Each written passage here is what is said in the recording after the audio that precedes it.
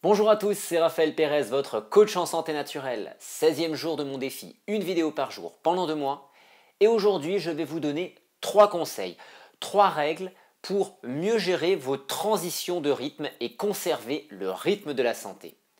J'aborde ce thème aujourd'hui car nous sommes le 1er septembre. Et en septembre, il y a la rentrée scolaire. Et comme tous les ans avec la rentrée scolaire, il y a une véritable cassure, un véritable changement de rythme entre la période estivale et la période calquée sur les rythmes scolaires. Même lorsque nous travaillons, la plupart des personnes subissent un changement de rythme entre cette période estivale et le retour au rythme de la vie scolaire. Et tout un pays d'ailleurs, pour parler que de la France, est rythmé par ces transitions-là avec le rythme scolaire. Alors bien évidemment, là je vous parle de cela parce que nous sommes dans une période de changement de rythme, mais tous les changements de rythme peuvent être abordés avec les 3 conseils de cette vidéo.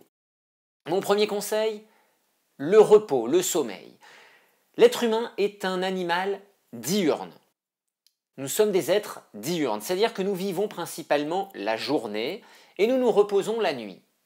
Ce qui fait que nous devons établir un équilibre entre les activités de la journée et la récupération, principalement nocturne avec le sommeil, mais également la récupération que nous pouvons faire durant la journée, par la sieste, par des moments de repos, même si nous ne dormons pas.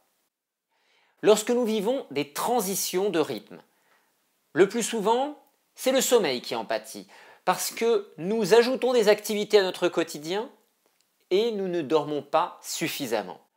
Alors très souvent, nous voyons des personnes qui ont bien récupéré pendant l'été et qui, au moment du changement de rythme, de la transition avec le retour au rythme, on va dire, du quotidien, au rythme classique du travail, qui pour beaucoup est métro, boulot, dodo malheureusement, on voit un état de fatigue, voire d'épuisement qui s'installe au bout de quelques jours, voire quelques semaines seulement. Et cette situation devient problématique car l'organisme s'affaiblit de plus en plus.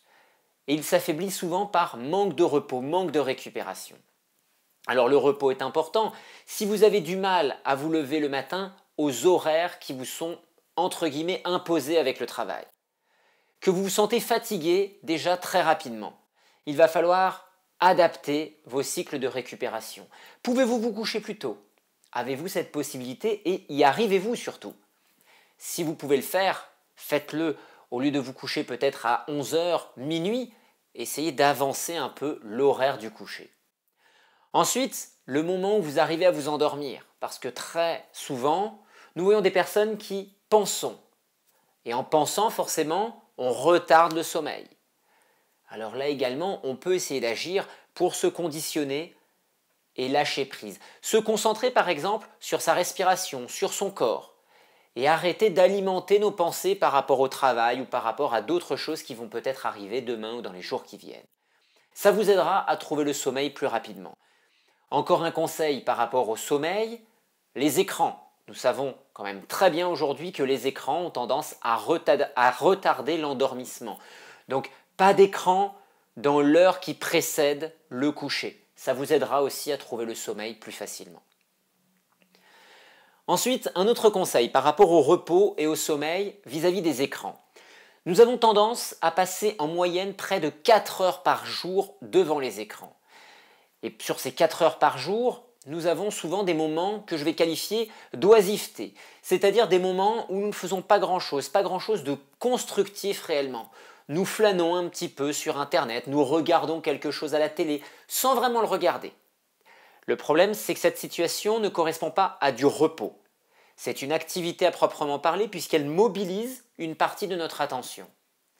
Donc si nous voulons nous reposer, nous pouvons aussi utiliser un petit moment, une petite demi-heure par exemple, sur ces 4 heures que nous pouvons passer en moyenne devant les écrans.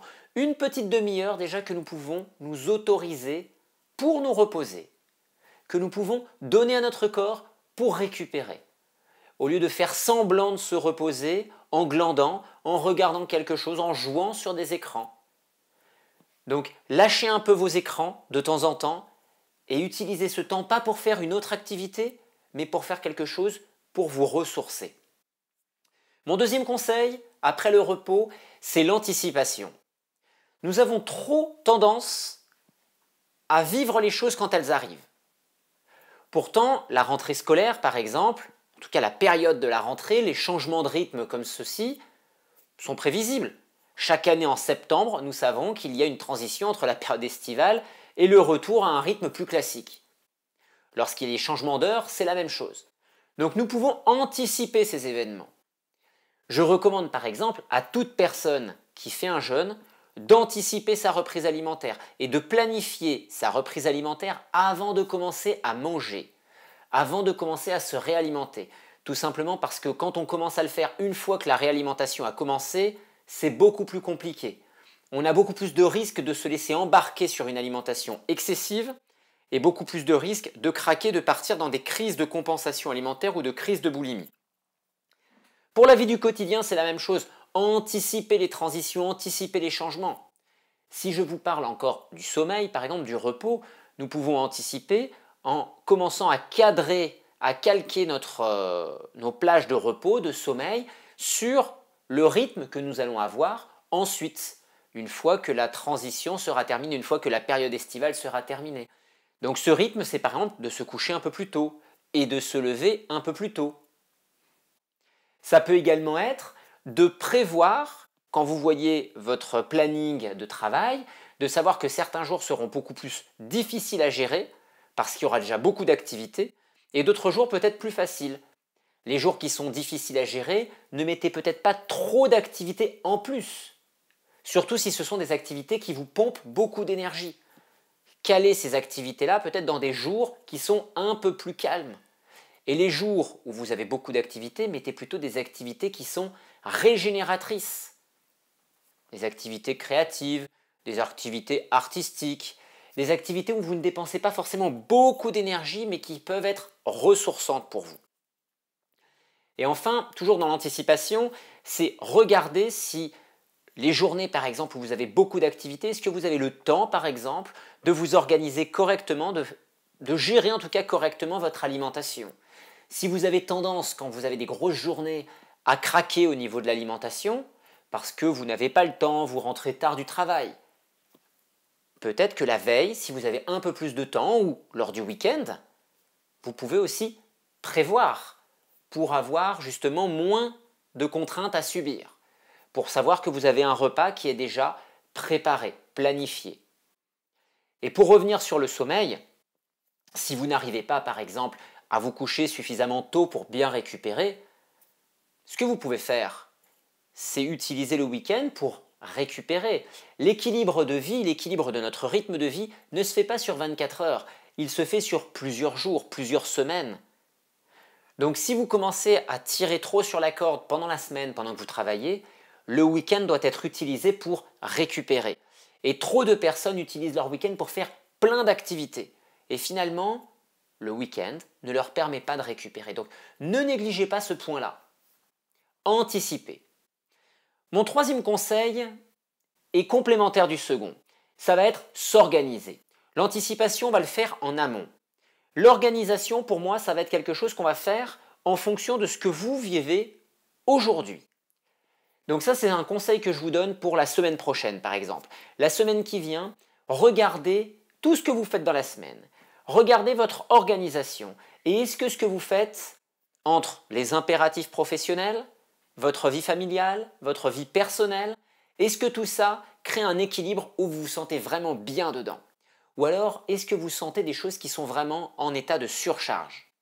S'il y a des choses qui s'accumulent et qui reviennent en situation de surcharge, il faut accepter de lâcher certaines choses. Vous savez, notre vie, c'est quelque chose de dynamique. Dynamique, ça veut dire que c'est du mouvement. Quand il y a du mouvement, il y a des choses qui changent. Et ça, c'est toujours quelque chose que nous vivons d'une année à l'autre, il y a des choses qui changent, ne serait-ce que le fait qu'on prend une année, on vieillit. Quand il y a des choses qui changent, si nous voulons garder tout ce que nous avons fait dans le passé, à un moment, on est sur une situation de trop-plein. C'est comme vos vêtements. Vos vêtements, vous ne gardez pas vos vêtements depuis que vous avez 15 ans ou depuis que vous avez 10 ans. Les vêtements que vous n'utilisez plus, normalement, on les jette, on les donne selon leur état. Eh bien, ce que nous faisons dans nos activités du quotidien, dans notre vie du quotidien, c'est la même chose. Quand vous avez certaines activités que vous faites peut-être depuis 5 ans, 10 ans, mais qui aujourd'hui ne vous apportent plus forcément quelque chose de super nourrissant, et finissent peut-être par représenter un poids parce que vous avez voulu mettre d'autres activités qui vous intéressaient récemment dans votre vie. Eh bien, il va falloir apprendre à lâcher certaines activités, à faire du ménage. Et ça, c'est ce que j'appelle de l'organisation.